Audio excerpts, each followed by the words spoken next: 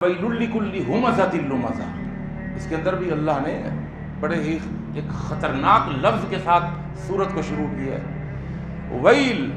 Well کس کو کہتے ہیں؟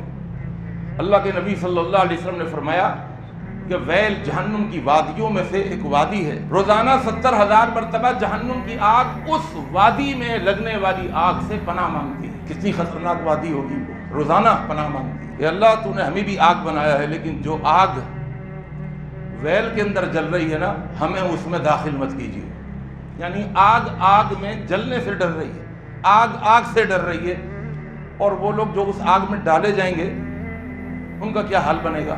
تو فرمایا ویل ہے لِكُلِّ ہُمَزَةٍ لُمَزَةٍ، ہر اس شخص کے لیے کہ جو عیب جوئیاں کرنے والا ہے، جو لوگوں کے کیڑے نکالنے والا ہے، جو تانا زنی کرنے والا ہے۔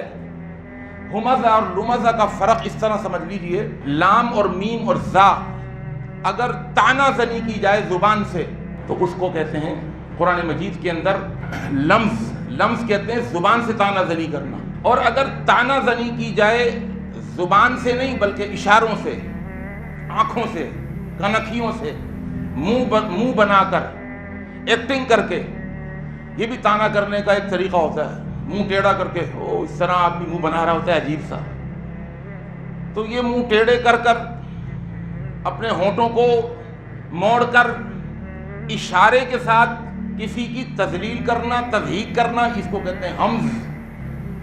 اور کبھی کبھی یہ دونوں لفظ ایک دوسرے کے معنی میں استعمال ہوتے ہیں، یعنی جو ہمز کا معنی وہ لمز کا معنی، جو لمز کا معنی وہ ہمز کا معنی، اتنے قریب المعانی ہیں یہ دو لفظ۔ تو فرمایا ہر وہ بدبخت آدمی کہ جو عیب جوئیاں کرتا رہتا ہے، جو لوگوں کی چغلیاں کھاتا رہتا ہے، جو کیڑے نکالتا رہتا ہے، جو تانا زنی کرتا رہتا ہے زبان سے یا اشاروں سے یا آنکھوں سے، اس کے لیے ویل ہے۔